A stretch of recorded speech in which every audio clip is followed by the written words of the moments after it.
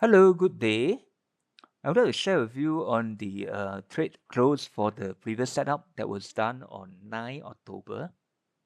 And I will share some the trade setup number 3 areas that I will be looking at. So let's go. So previously when I was sharing on the trade setup number 2, we are in 9 October and I have put in an option, buy and put option in QQQ upon the drop. However, you can see that the drop itself for the QQQ, there is an underlying strength where it's quickly rebounds back. As a replacement trade, when such thing happen, call repair, I put in another trade on oil as well. So let's look into the trade. So basically on QQQ, on 16 October, I have show two contract and that's about 72 cents. But I bought back at 65 cents. The losses is about $39. So similarly on the oil itself, I have cover back with $58. At the same time, I do a put option on oil and also a call option on oil, which is going to generate about 470 USD. So even if it's call upon $73, that is fine because basically the profit area will be about 100 USD. The other hedge again, the QQQ position is Tesla. So I've been continuously doing some Tesla option, which is gaining about probably about maybe 300 USD. So therefore, in conclusion, even with the hedge on QQQ loss of $39, the compensating trade on Tesla came in with about $371. And there's a potential of $470 coming from the USO, from oil.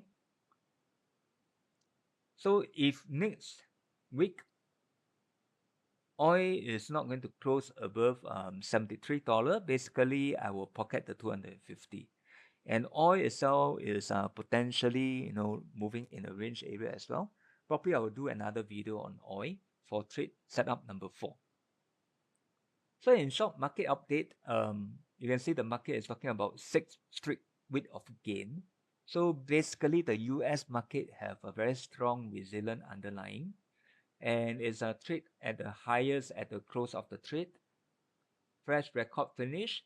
So upon the 6 week itself, I'm not going to be ultra aggressive into the market, and I'll be planning for my trade setup number 3, which is aiming for 6 to 7 November.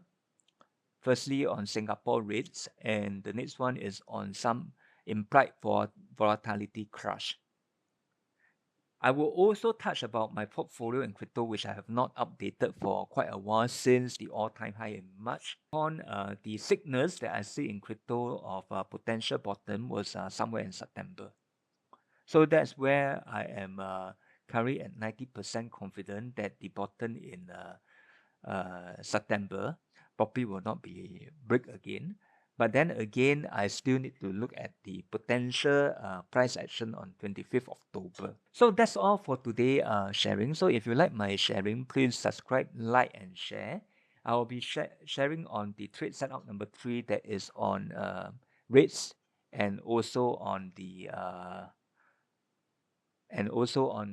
oil and also cryptocurrency as well. So take care and have a nice weekend.